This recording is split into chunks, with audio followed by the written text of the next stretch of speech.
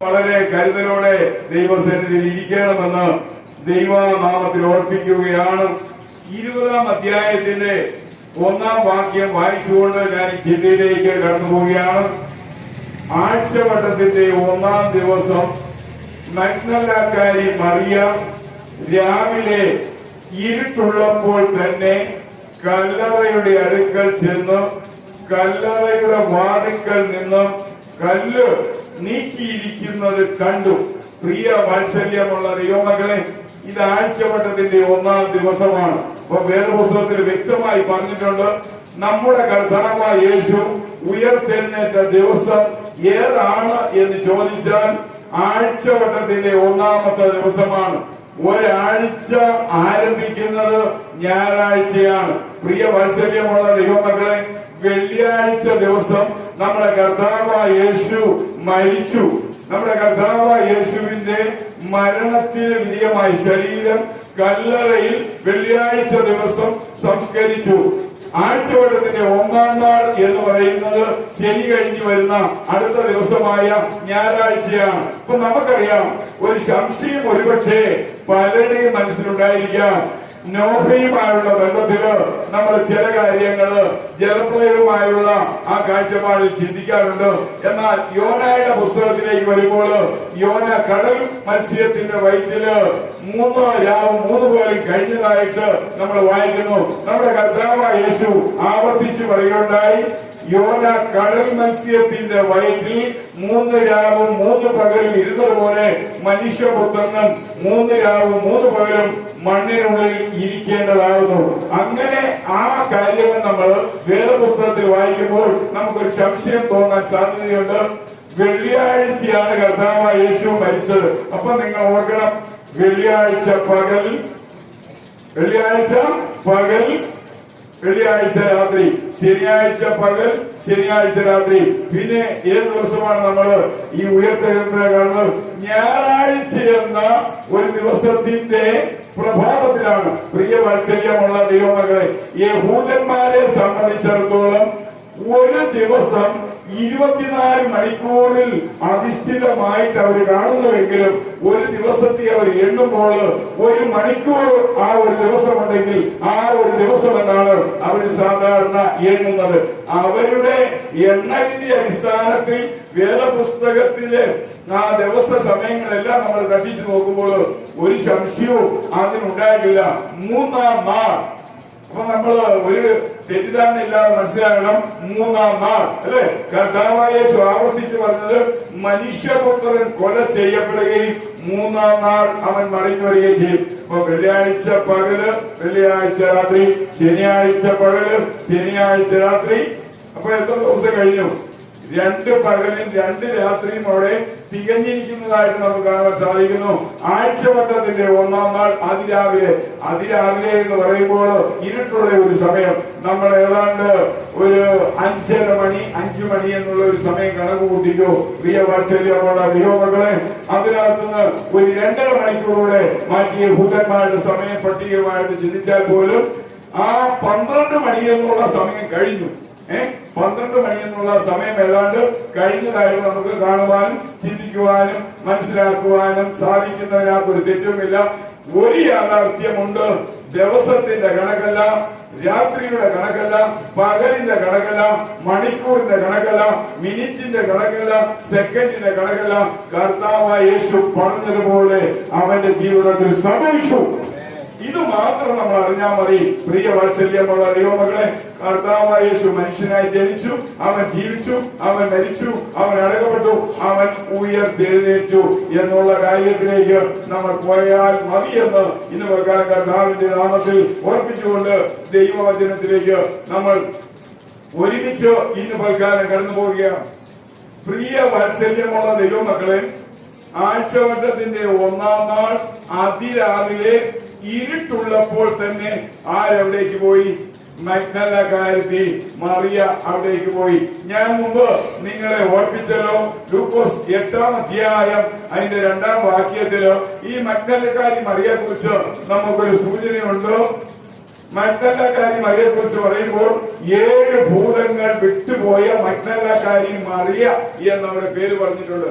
അപ്പൊ യേശുവിനെ അനുഗമിച്ച പുരുഷ സ്ത്രീകളെ വെച്ച് നോക്കുമ്പോൾ അതിരാവിലെ പുരുഷന്മാരെക്കാൾ മുമ്പ് ഇരുട്ടുള്ളപ്പോൾ ഒറ്റയ്ക്കൊരു സ്ത്രീ കല്ലറയിലേക്ക് ഓടിപ്പോകാനായിട്ട് അവൾക്കുണ്ടായ മാനസിക വികാരം എന്തേന്ന് ചോദിച്ചാൽ, ആർക്കും വേണ്ടാത്ത അവസ്ഥയിൽ, ആരും അംഗീകരിക്കാത്ത അവസ്ഥയിൽ, ആരും ഓർക്കാത്ത അവസ്ഥയിൽ, ആരും ഉൾക്കൊള്ളാത്ത അവസ്ഥയിൽ, എല്ലാവരും തള്ളി, എല്ലാവരും ഉപേക്ഷിക്കപ്പെട്ട അവസ്ഥയിൽ കിടന്ന ഒരു സ്ത്രീയാണ് ഈ മഗ്ദലക്കാരത്തി മറിയ. ആ മഗ്ദലക്കാരത്തി മറിയ യേശുവിന്റെ അടുക്കൽ ചെല്ലുവാനായിട്ടുള്ള ഒരു അവസരമുണ്ടായി. യേശുവിന്റെ അടുക്കൽ ചെന്നപ്പോൾ അവളിൽ 7 ഭൂതങ്ങളുള്ള നിറവിൽ അവൾ ജീവിക്കുകയാണ്. യേശു ആ ഭൂതത്തെ പുറത്താക്കി. അതിനുശേഷം അവളെ എല്ലാവരും അംഗീകരിച്ചു, എല്ലാവരും ആദരിച്ചു, എല്ലാവരും ഉൾക്കൊണ്ടു. അവൾക്ക് പരസ്യമായിട്ടുള്ള അവളുടെ ജീവിതത്തിലേക്ക് പോകാൻ കഴിഞ്ഞു. പ്രിയ വാത്സല്യമുള്ള ദൈവമക്കളെ, അവിടെ ജീവിതത്തിൽ യേശു ചെയ്ത ഉപകാരത്തിന് നന്ദി അത്രമാത്രം വലുതായതുകൊണ്ടാണ് പുരുഷന്മാരെ അപേക്ഷിച്ച് അവരെക്കാൾ മുന്നമേ ഇരുട്ടുള്ളപ്പോൾ ഒരു കല്ലറയിലേക്ക് തന്നെ ഓടിപ്പോൻ. നമുക്ക് സാധാരണ ഒരു കല്ലറയിലൊക്കെ പറയുമ്പോൾ ചിലപ്പോൾ പേടി തോന്നേക്കാം. ഇത് നേരം വെളുക്കുന്നതിന് മുമ്പ് കല്ലറയിലേക്ക് ഈ മഗ്ദലക്കാരത്തി മറിയയ്ക്ക് പോകാനുണ്ടായ മാനസിക വികാരം അവളിൽ യേശു വരുത്തിയ അത്ഭുതമാണ്.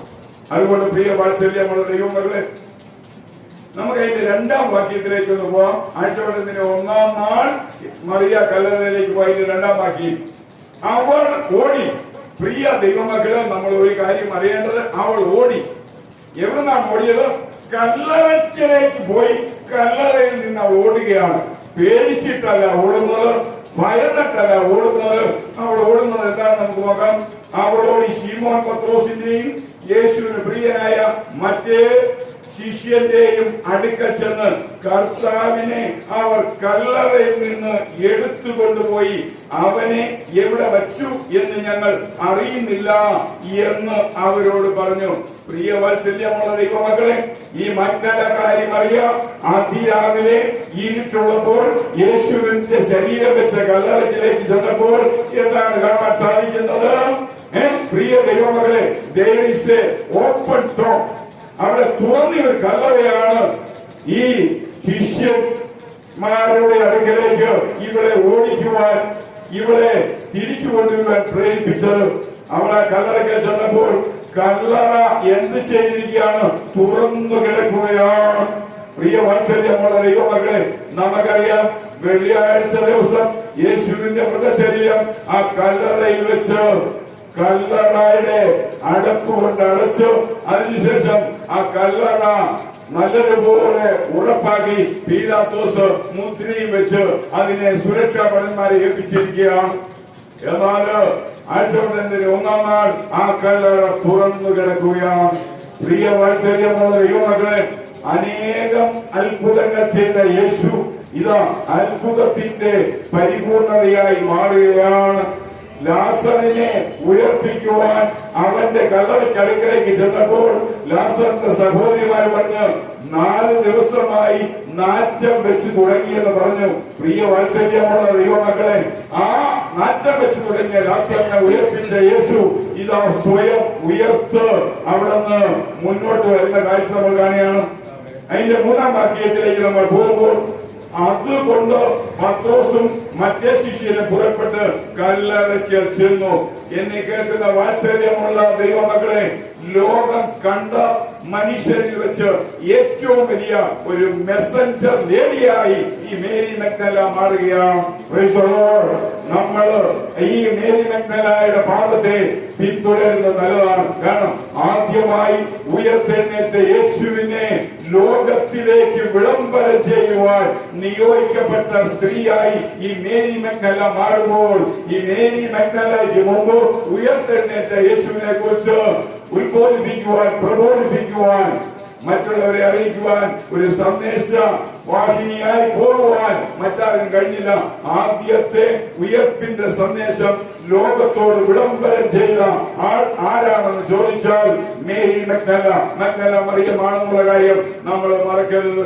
പ്രിയ ദൈവമക്കളെ, ഇത് ഈ ഉയർപ്പ് ഞായറാഴ്ച നമ്മുടെ ജീവിതത്തിലും ഒരു ആത്മീയ പ്രചോദനം നൽകി തരുന്ന ഒന്നായിരിക്കട്ടെ. കണ്ടോ, ഈ സംഭവം കഴിഞ്ഞു. അവൾ കല്ലറയ്ക്കൽ ചെന്നു. കല്ലറ തുറന്നിരിക്കുന്നു, കല്ലറ ശൂന്യമായിരിക്കുന്നു. അവൾ കൂടുതൽ ഒന്നും അവിടെ വെച്ച് ചെയ്തില്ല.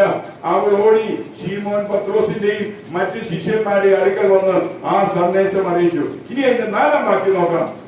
ഇരുവരും ഒന്നിച്ചോടി. ആരായിരിക്കാം ഇരുവരും? പ്രിയ ദൈവമക്കളെ, മറ്റേ ശിഷ്യൻ പത്രോസിനേക്കാൾ വേഗത്തിലോടി ആദ്യം കല്ലറയ്ക്കൽ എത്തി. നിങ്ങൾക്കറിയാമോ, ഈ 2 പേര് ഇവിടെ ഓടി. ആരൊക്കെയാണെന്ന് അറിയാമോ? ഒന്ന് ശിമിയോൻ പത്രോസാണ്, ഒന്ന് ഒടുക്കലത്തെ അത്താഴത്തിൽ യേശുവിന്റെ നെഞ്ചിനോട് ചേർന്നിരുന്ന ഒരു മനുഷ്യനുണ്ട്, യോഹന്നാൻ. പ്രിയ ദൈവമക്കളെ, ഇവര് 2 പേരും ഒരുമിച്ചോടി. എന്നാൽ ആദ്യം കല്ലറയിലേക്ക് ചെന്നത്, വിന്നറായി ചെന്നത് ആരാണ്? യോഹന്നാനാണ്. പ്രിയ വാത്സല്യമുള്ള ദൈവമക്കളെ, ഓട്ടക്കളത്തിൽ എല്ലാവരും ഓടുന്നെങ്കിലും എല്ലാവരും ബിരുദം പ്രാപിക്കത്തില്ല എന്നല്ലേ പൗലോസ് പറയുന്നത്. ഇവര് 2 പേരും ബിരുദം പ്രാപിക്കുവാനായി ആ ഓട്ടക്കളത്തിൽ ഓടിയതായി നമ്മൾ വായിക്കാം. ഇരുവരും ഒന്നിച്ചോടി. മറ്റേ ശിഷ്യൻ പത്രോസിനേക്കാൾ വേഗത്തിൽ ഓടി ആദ്യം കല്ലറയ്ക്കെത്തി. 5-ാം വാക്യം. അവൻ കുനിഞ്ഞു നോക്കി ശീലകൾ കിടക്കുന്നത് കണ്ടു, എന്നാൽ അവൻ അകത്ത് കടന്നില്ല. അപ്പൊ അകത്ത് കടന്നില്ല എന്ന് പറഞ്ഞാൽ നമ്മുടെ നാട്ടിലുള്ള ശവക്കുഴി പോലെയല്ല. കാരണം ഒരു റൂമാണ്, ആ റൂമിനകത്ത് ഇറങ്ങി നിൽക്കാനുള്ള സൗകര്യമുണ്ട്. ആ റൂമിനകത്ത് ബോഡി അടക്കുന്നതിന്റെ അടുത്ത് ഇറങ്ങി നിൽക്കാനുള്ള ഒരു റൂമാണെന്ന് വിചാരിക്കുക. നമ്മൾ സാധാരണ ഒരു കല്ലറയുടെ നീളം വീതി കൊണ്ട് സാധാരണ ഇവിടെ ഉണ്ടാക്കിയാണ്, കരയ്ക്ക് നിന്നാണ് ചെയ്ത്. യഹൂദന്മാരുടെ രീതി അനുസരിച്ച് ഒരു റൂം ആണ് നമ്മൾ സങ്കല്പിക്കുക. പാറയിൽ വെട്ടിയെടുത്ത ഒരു റൂമാണ്. അതിനകത്തോട്ട് ഇറങ്ങി നിന്ന് അതിനകത്ത് നിന്നുകൊണ്ടാണ് ശവമടക്കുന്നത്. പ്രിയ വാത്സല്യമുള്ള ദൈവമക്കളെ, നമ്മളെ പോലെ ഈ കരയുടെ പ്രതലത്തിലല്ല, ഇതിന്റെ വായി കുറച്ച് ആഴത്തിലാണ്. മനസ്സിലായോ? അപ്പൊ നമുക്ക് കരയിൽ നിന്ന് ഈ റൂമിലേക്ക് ഇറങ്ങി നിന്ന് അവിടെ നിന്ന് വേണം ഈ ബോഡി കുഴിയിലേക്ക് വെക്കാൻ. അപ്പം അതിനകത്ത് കരയിൽ നിന്ന് കുറെ താന്നിട്ടാണ് ഈ ബോഡി വെക്കുന്നതായ സ്ഥലം. അതിന്റെ ചുറ്റുപാടുമായിട്ട് എന്ത് ചെയ്യാൻ സാധിക്കും? നിൽക്കാനും കാര്യങ്ങൾ ചെയ്യാനുള്ള സൗകര്യമുണ്ട്. അതുകൊണ്ടാണ് ഈ ബൈബിളിൽ ഇങ്ങനെ പറഞ്ഞിരിക്കുന്നത്, അവൻ കുനിഞ്ഞു നോക്കി ശീലകൾ കിടക്കുന്നത് കണ്ടു, എന്നാൽ അവൻ അകത്ത് കടന്നില്ല. അകത്ത് കടന്നില്ല എന്ന് പറഞ്ഞു കഴിഞ്ഞാൽ ഈ ശവക്കുഴി, ആ ശവക്കുഴി സ്ഥിതി ചെയ്യുന്ന ആ റൂമിലേക്ക് കടന്നില്ല, അതിന്റെ കരയിലേ ചെന്നുള്ളൂ എന്ന് നമുക്ക് കാണാൻ സാധിക്കുന്നു. അവന്റെ പിന്നാലെ ശീമോൻ പത്രോസും വന്ന് കല്ലറയിൽ കടന്ന് ശീലകൾ കിടക്കുന്നതും അവന്റെ തലയിൽ ചുറ്റിയിരുന്ന റൂമാൽ ശീലകളോടുകൂടെ അല്ലാതെ മറ്റൊരിടത്ത് ചുരുട്ടി വച്ചിരിക്കുന്നത് കണ്ടു. അപ്പൊ നമുക്കറിയാം ഇവിടെ എന്തെല്ലാമാണ് കാണുന്നത്. അവന്റെ തലയിൽ ചുറ്റിയിരുന്ന റൂമാൽ. അപ്പൊ ശീലകൾ എന്ന് പറയുന്നത് വേറെയാണ്. കാരണം കാലിന്റെ പെരുവിരൽ മുതൽ 4 ഇഞ്ച് വീതിയിൽ കനം കുറഞ്ഞ ലിനൻ തുണിയാണ് യഹൂദന്മാരുടെ ശവസംസ്കാരത്തിന് ശരീരത്തിൽ പൊതിയുന്നത്. അല്ല, നമ്മൾ ഇടുന്ന പോലെ ഒരു വസ്ത്രമല്ല.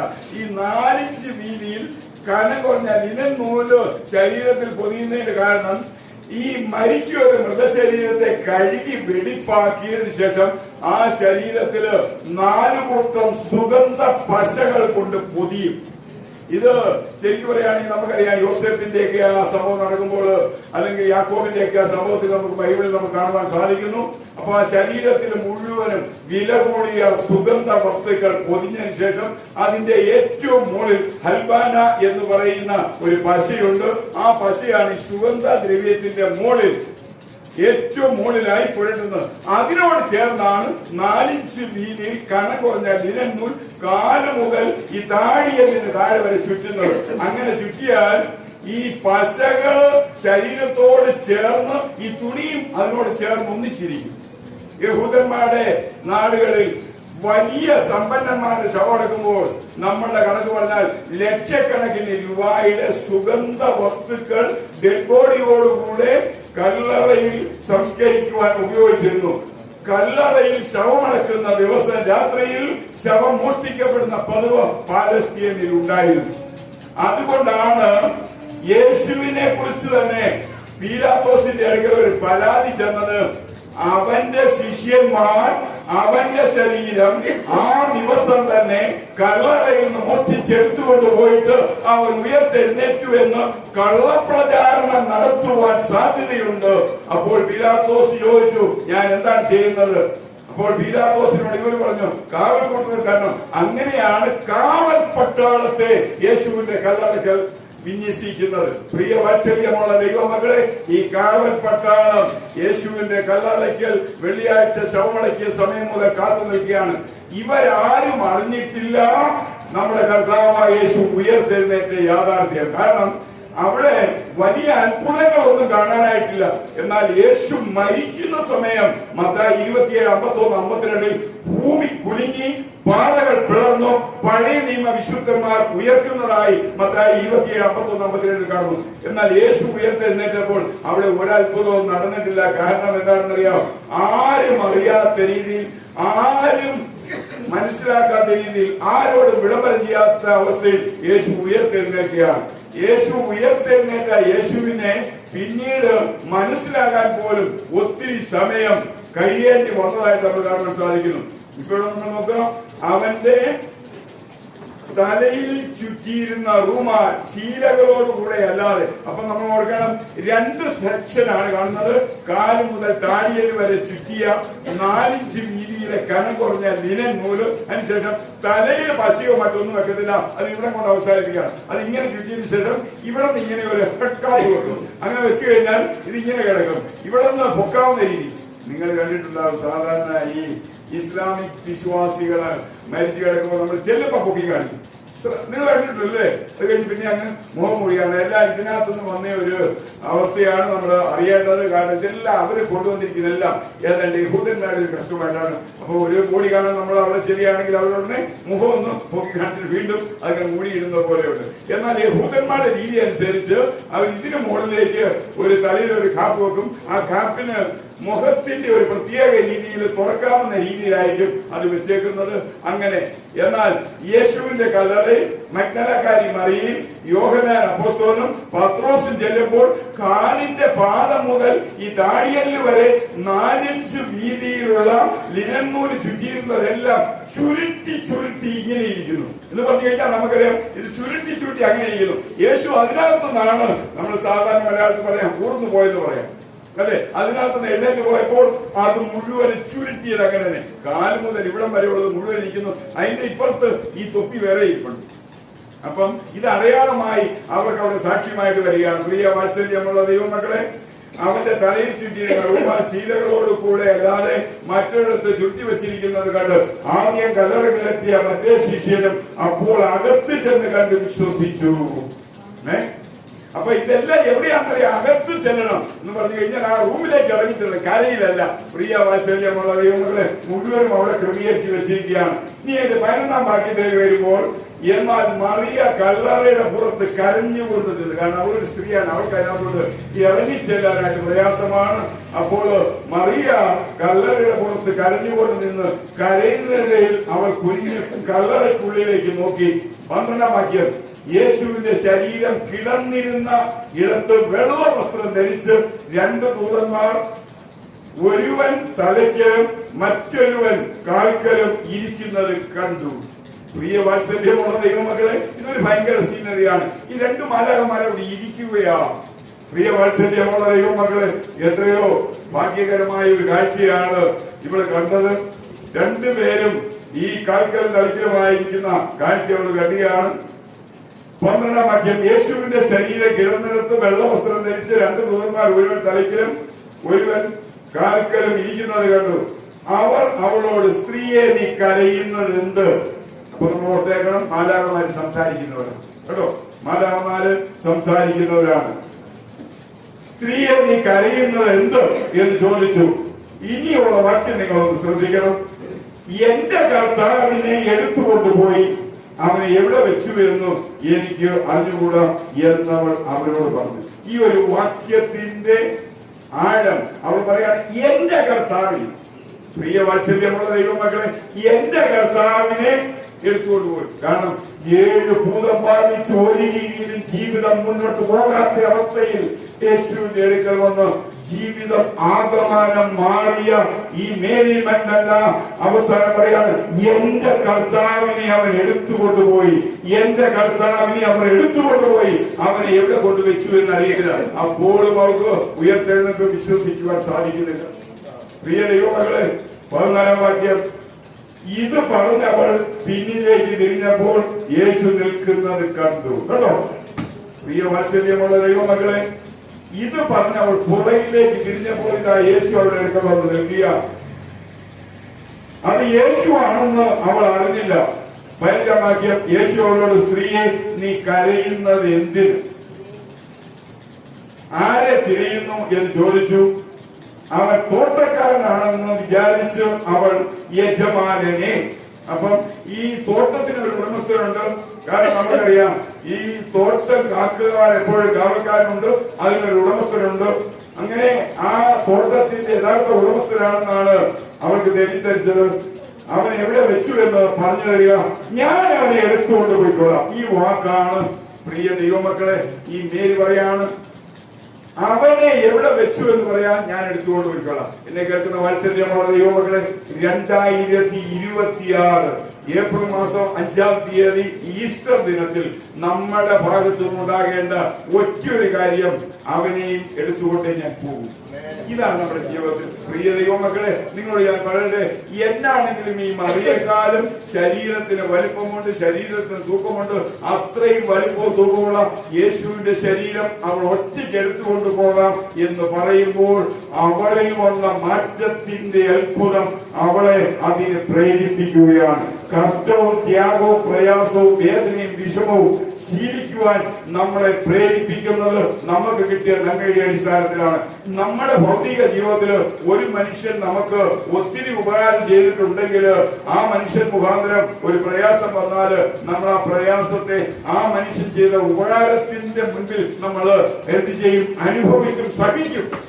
ഇവിടെ അതുപോലെ 7 ഭൂതങ്ങൾ മാറി സുഖത്തോടെ, ആരോഗ്യത്തോടെ, സൗഖ്യത്തോടെ, മാനസിക സമൃദ്ധിയോടെ ജീവിക്കുന്ന ഈ മേരി മഗ്ദലന പറയാണ്, എന്നേക്കാൾ ശരീരവൽപ്പവും എന്നേക്കാൾ തൂക്കവും ഒരു രീതിയിലും എനിക്ക് എടുത്തുകൊണ്ട് പോകാൻ പറ്റാത്ത ഒരു മരിച്ച മൃതശരീരം. നമുക്കറിയാം, ജീവനുള്ള ഒരാളാണ് എങ്ങനെയല്ലേ എടുക്കാം? മരിച്ച് ഒരു കോടി ഒത്തിരി ചുമന്നു പോകാൻ പറഞ്ഞാൽ എളുപ്പമല്ല. ആ യേശുവിന്റെ ശരീരം ഞാൻ എടുത്തുകൊണ്ട് പോയിക്കൊള്ളാം. കണ്ടോ പ്രിയ ദൈവമക്കളെ, ഇനി അവൾ കടവയ്ക്ക് നിന്ന് പോകുന്നത് യേശുവിനെയും കൊണ്ടല്ലാതെ അവൾ പോകുന്നില്ല. എന്നെ കേൾക്കുന്ന വാത്സല്യമുള്ള ദൈവമക്കളെ, നമ്മുടെ ജീവിതത്തിൽ അങ്ങനെ ഒരു തീരുമാനം ഉണ്ടായിരിക്കണം. നമ്മൾ ദൈവാലയത്തിൽ വന്നാൽ, ദൈവാലയത്തിൽ പോകുമ്പോൾ നമ്മൾ ഒരാളെ കൊണ്ടേ പോകാവും. പ്രിയ വാത്സല്യമുള്ള ദൈവമക്കളെ, അത് നമ്മുടെ കർത്താവാണ്. അവനെയും കൊണ്ട് നമ്മൾ പോയാൽ നമ്മുടെ യാത്ര എത്രയോ സുഖമായിരിക്കും. അവനെ എവിടെ വെച്ചു എന്ന് പറഞ്ഞു തരിക, ഞാൻ അവനെ എടുത്തുകൊണ്ട് പോയിക്കൊള്ളാം എന്ന് അവനോട് പറഞ്ഞു. യേശു അവളോട്, മറിയേ എന്ന് പറഞ്ഞു. അവൾ തിരിഞ്ഞു എബ്രായ ഭാഷയിൽ പ്രഭുവിനി എന്ന് പറഞ്ഞ് അതിന് ഗുരു. കാരണം അവൾക്ക് തന്റെ ഗുരുവാണെന്ന് അപ്പോഴാണ് മനസ്സിലാകുന്നത്. പ്രിയ വാത്സല്യമുള്ള ദൈവമക്കളെ, എത്രയോ ആതിഥ്യമരുന്ന ഒരു രംഗമാണ് അവളുടെ ജീവിതത്തിലേക്ക് നമ്മുടെ കർത്താവായ യേശു എന്താണ് നൽകി കൊടുക്കുന്നത്? ഒരു ഇറ്റേണൽ ഹോപ്പ്, ഒരു നിത്യമായ പ്രത്യാശ നൽകുകയാണ്.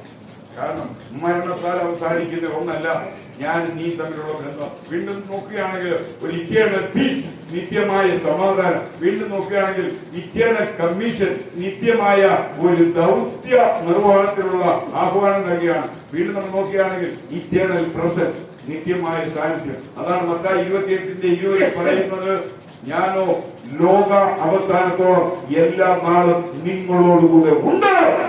പ്രിയ വാത്സല്യമുള്ള ദൈവമക്കളെ, അതുകൊണ്ട് നമ്മുടെ ജീവിതത്തില് നമ്മൾ മുന്നോട്ട് ഒരു കാഴ്ച കാണേണ്ടത് അനിവാര്യമാണെന്ന് കർത്താവായ യേശു ക്രിസ്തുവിന്റെ നാമത്തിൽ ഞാൻ നിങ്ങളെ ഓർപ്പിക്കുകയാണ്.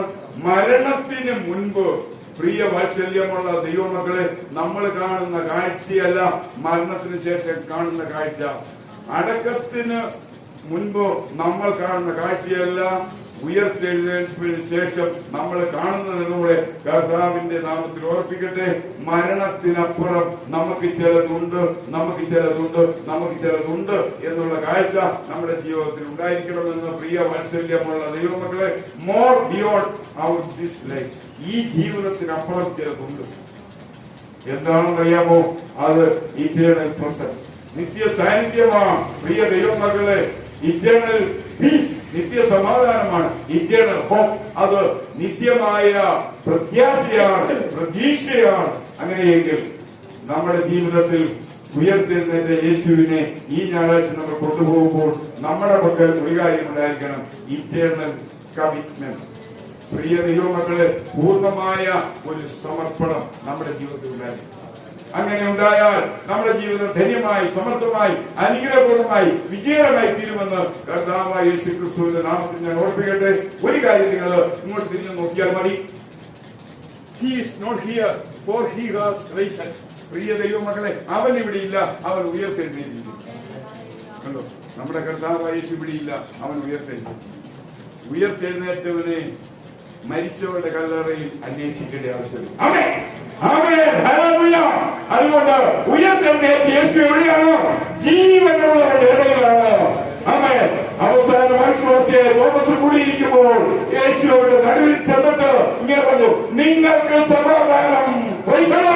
അതുകൊണ്ട് പ്രിയ വാത്സല്യമുള്ള ദൈവമക്കളെ, ഈ 2026 ഡിസംബർ മാസം, ഏപ്രിൽ മാസം 5-ാം തീയതി ഈ ഈസ്റ്റർ ദിനം നമ്മുടെ ജീവിതത്തിൽ ഏറ്റവും ആനന്ദകരമായി തീരട്ടെ, ഏറ്റവും സന്തോഷകരമായി തീരട്ടെ, ഏറ്റവും ഉത്സാഹകരമായി തീരട്ടെ. കാരണം അവൻ കല്ലറയിൽ നിന്ന് ഉയർത്തെഴുന്നേറ്റ് അവൻ എന്നേക്ക് നമ്മളോടുകൂടെ വസിക്കുക. അത് നമ്മുടെ ജീവിതത്തിൽ മറക്കരുത്. ഞാൻ ലോക അവസാനത്തോളം എല്ലാ നാളും നിങ്ങളോടുകൂടെ ഉണ്ട്. പ്രിയ വാത്സല്യമുള്ള ദൈവമക്കളെ, വലിയ വ്യത്യാസങ്ങളൊന്നുമില്ല. ഡിസംബർ 4 യേശു ജനിക്കുന്നതെങ്കിൽ പ്രിയ ദൈവമകളെ, ആ കണക്ക് വരുമ്പോഴത്തേക്ക് ഏപ്രിലിൽ അവൻ ഉയർത്തെഴുന്നേറ്റിരിക്കുകയാണ് മരണത്തിൽ നിന്ന്. അങ്ങനെയെങ്കിൽ പ്രിയ വാത്സല്യമുള്ള ദൈവമകളെ, ജനിച്ച കർത്താവിന് നമ്മളോടുകൂടെ വാഴുവാൻ കഴിയത്തില്ലെങ്കിൽ മരിച്ചടക്കപ്പെട്ട് ഉയർത്തെഴുന്നേറ്റ കർത്താവിന് നമ്മളോടുകൂടെ യാത്ര ചെയ്യുവാൻ കഴിയും. ഇനി അവനൊരു പരാജയമില്ല, ഇനി അവനൊരു തോൽവിയില്ല, ഇനി ആർക്കും അവരെ കീഴ്പ്പെടുത്താൻ കഴിയത്തില്ല. അതുകൊണ്ടാണ് പ്രിയ വാത്സല്യമുള്ള ദൈവമകളെ, മരണത്തിന് മുമ്പ് നമ്മളോടുകൂടെ സഞ്ചരിച്ച്, നമ്മളോടുകൂടെ യാത്ര ചെയ്ത്, നമ്മളോടുകൂടെ ജീവിച്ച് മുന്നോട്ട് പോകാൻ കർത്താവായ യേശു ഒരു തീരുമാനമെടുക്കാതെ മരിച്ചടക്കപ്പെട്ട് ഉയർത്തെഴുന്നേറ്റേക്കും ഇനി ഒരു പ്രതികൂലവും തന്നെ കീഴ്പ്പെടുത്തത്തില്ല എന്ന ആ വിജയ തികവിൽ നിന്നുകൊണ്ട് പറയാണ്, ഞാനോ എല്ലാ നാളും നിങ്ങളോടുകൂടെ ഉണ്ട്. അതുകൊണ്ട് പ്രിയ വാത്സല്യമുള്ള ദൈവമക്കളെ, എല്ലാ നാളും നമ്മളോടുകൂടെ ഉള്ള ഒരു കർത്താവായ യേശു നമുക്ക് വേണ്ടി ജനിച്ചു, നമുക്ക് വേണ്ടി ജീവിച്ചു, നമുക്ക് വേണ്ടി മരിച്ചു, നമുക്ക് വേണ്ടി ഇറങ്ങപ്പെട്ടു, നമുക്ക് വേണ്ടി ഉയർത്തെഴുന്നേറ്റു. ഇനി അവരുമായി ഒരു നല്ല യാത്ര നമുക്ക് ചെയ്യാം. ആ യാത്രയ്ക്കുള്ള തുടക്കം ഇന്നായിരിക്കട്ടെ. ഇന്ന് മുതൽ നമ്മുടെ ജീവിതത്തിന്റെ അവസാനം വരെ അത് സംഭവിക്കട്ടെ എന്ന് നമുക്ക് ദൈവത്തിൽ ആഗ്രഹിക്കാം. അവൻ ഇവിടെയില്ല, അവൻ ഉയർത്തെഴുന്നേറ്റിരിക്കുന്നു. രാജാവിനെ